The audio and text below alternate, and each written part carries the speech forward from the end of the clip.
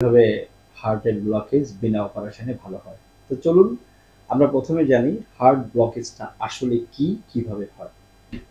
তো আমাদের অনেকেরই ধারণা আছে, তবে আমি আজকে আপনাদেরকে বেশ কিছু ধারণা দিতে চাই। যেমন মানসিক দুশ্চিন্তা থেকে আমাদের এক ধরনের স্ট্রেস হরমোন রিলিজ হয়, যেটা আমাদের হার্টের রক্তনালীকে হার্ড করে ফেলে এবং রক্তের ঘনত্ব বাড়িয়ে দেয়। এতেই আমাদের হার্ট ব্লকেজ হতে পারে। এবং হার্ট ব্লকেজ হওয়ার জন্য সবচেয়ে বেশি দায়ী হলো মেন্টাল স্ট্রেস। আশা করছি আমার এই বৈজ্ঞানিক ব্যাখ্যাটা যারা বুঝতে পেরেছেন। সেকেন্ড হচ্ছে দেরিতে রাতের খাবার আমরা যারা খাই, হ্যাঁ, আমাদের খাবারটা হজম না হয়ে সেটা ফ্যাট আকারে রূপান্তর হয়।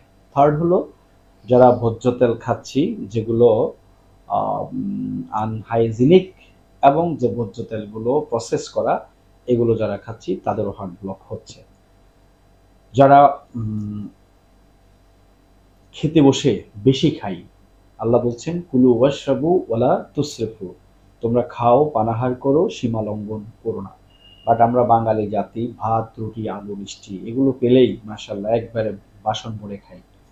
এই এক্সেস কার্বোহাইড্রেট আমাদের বডিতে আমাদের চর্বি জমায়। যারা তামাক খাই, বিড়ি সিগারেট জর্দা খায়, সেখান থেকে চর্বি জমে।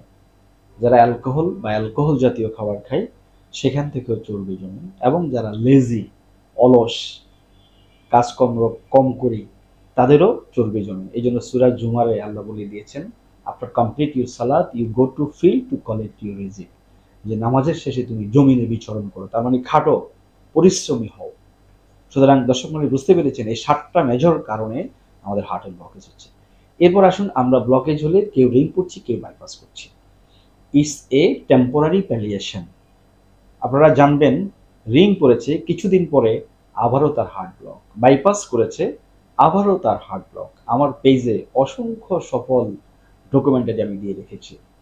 এখন আসুন, তাহলে রিং আর বাইপাস যদি টেম্পোরারি সলিউশন হয়, তাহলে পার্মানেন্ট সলিউশনও আছে, যেটা আমরা বলবো 90% এখন সফল। আমি 10% রেখে দিলাম বেশ কিছু রুগীর, বিভিন্ন কারণ হচ্ছে না, বাট 90% রুগী বিনা অপারেশনে এখন ভালো হচ্ছে।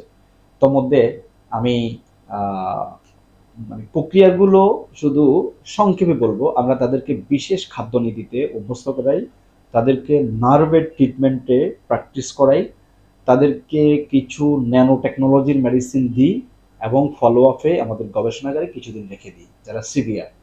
আর যাদের ব্লকেজ 70-র নিচে, 60-65, তাদেরকে শুধু আমরা প্রশিক্ষণ করিয়ে কিছু ন্যানো টেকনোলজি দিয়ে আমরা বাড়িতে পাঠিয়ে দিই, আস্তে আস্তে তারা ভালো হয়ে যায়। এবার আসুন, যারা এখানে অ্যাডমিট হয় তাদের মতো দু একজন পেশেন্টের শুধু নাম বলছি, যারা ইতিপূর্বে ট্রিটমেন্ট নিয়েছিলেন প্রায় 9-10 বছর আগে। মাওলানা মমিনুল হক, ওনার বাড়ি হলো বরিশালে, উনি সাগরদ্বীপ মাদ্রাসার দায়িত্বে ছিলেন, এবং চরমোনাই মাদ্রাসারও মুহাদ্দিস ছিলেন মাওলানা মমিনুল হক। হয়তো অনেকেই ওনাকে চিনবেন, জানবেন। আমার পেজে, আমার ইউটিউব চ্যানেলে ওনার সাকসেস ভিডিওটা দেওয়া আছে। আজকে থেকে প্রায় 9 বছর আগে উনি 100%, 95% ব্লকে আক্রান্ত ছিলেন। শুধু দর্শক মণ্ডলী, উনি সম্পূর্ণ সুস্থ হয়ে এখনো অবধি ভালো আছেন, অথচ তার সাথে সাথে যে বন্ধুরা বাইপাস করেছেন তারা আর পৃথিবীতে নাই। আজকে আমি প্র্যাকটিক্যাল দুটা বিষয় আপনাকে দেখাতে পারি। মিস্টার রিপন মিয়া, উনি দুবাইতে আছেন, হয়তো আজকে ভিডিও দেখবেন। উনি যে তারিখে এখানে ভর্তি ছিলেন, মিস্টার রিপন মিয়ার অ্যাডমিশন ফর্মটা আমি আপনাদেরকে দেখাচ্ছি। তারপরে দেখাচ্ছি উনি কতটা ব্লকে আক্রান্ত ছিলেন।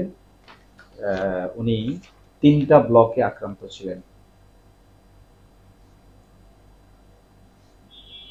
199, তার মানে বুঝতে পেরেছেন যে উনি 199, 90, মানে দুটো 100%, একটা 90%। তাহলে দুটো 100% ব্লক হলে এই রোগীর অবস্থা কেমন হয়? সে 2-3 মিনিটও হাঁটতে পারতেন না। আর এই মানুষটা যেদিন ভর্তি হয়, তার চর্বির পরিমাণ ছিল, যেটা টিজি খারাপ চর্বি, 1097, যেটা থাকার কথা ছিল 150-র মধ্যে। খারাপ চর্বি 1197। থাকার কথা ছিল 150-এর মধ্যে। দর্শক মণ্ডলী, 28 দিন পরে সেই চর্বির পরিমাণ আমরা দেখতে পেলাম 1097 থেকে নেমে 115-তে চলে আসলো তার টিসি, 28 দিনের ব্যবধানে। এবং মিস্টার রিপন মিয়ার আইডি কার্ডের ফটোকপি আমার কাছে আছে। উনি দুবাইতে এখন কর্মরত আছেন। আমি তার অ্যাড্রেস সহ আপনাদেরকে দিয়ে দিচ্ছি।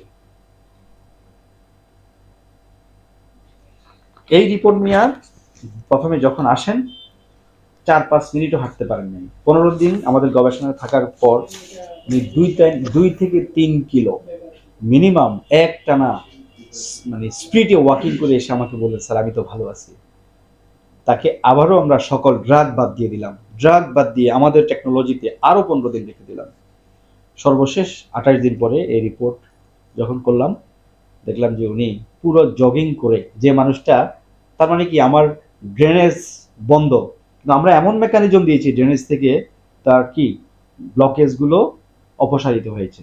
সে মানুষটা একসাথে 4 কিলো 5 কিলো এক টানা হেঁটে সেদিন আমাদের থেকে বিদায় নিয়েছেন। প্রায় আরো 3 বছর আগের কথা বলছি আমি। তাহলে আসুন আমরা চাইলে এই টেকনোলজি ব্যবহার করে কেউ বাসায় বসে, আর সিভিয়ার হলে কেউ গবেষণাগারে থেকে আমরা রিং এবং বাইপাস ছাড়াও এখান থেকে স্থায়ীভাবে পরিত্রাণ পেতে পারি। আসুন আমরা 7টা বিষয়ে সচেতন হই, তাহলে ব্লক আর হবে না।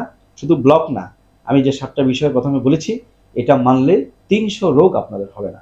আমি আবার বলি, আমরা রাতের খাবার দেরিতে খাবো না, আমরা ভোজ্য তেল, ভেজাল তেল খাবো না, অয়েল ফ্রি রান্না খাবো।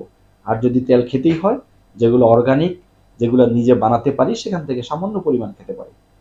আমরা তামাক খাবো না, আমরা অ্যালকোহল খাবো না, আমরা দুশ্চিন্তা করব না, আমরা অলস হব না, আমরা ভাত, রুটি, আলু, মিষ্টি, কার্বোহাইড্রেট অল্প করে খাবো, শাকসবজি বেশি করে খাবো, এবং প্রতিদিন কিছু না কিছু ঘাম ঝরানো ব্যায়াম করব। আল্লাহর বিধান সপ্তাহে 2 দিন পেটটা খালি রাখবো, মানে রোজা রাখবো। এই কাজগুলো করলে সহজে কোনো বড় রোগ আপনাদের হবে না, হার্ট ব্লকেজ হবে না। সকলে ভালো থাকবেন। আল্লাহর এই বিধানগুলো মেনে আমরা যদি দীর্ঘজীবী হতে পারি এবং হার্ট ব্লক মুক্ত বাংলাদেশ গড়তে পারি, এই প্রত্যাশায় এখানে বিদায় নিচ্ছি। আসসালামু আলাইকুম।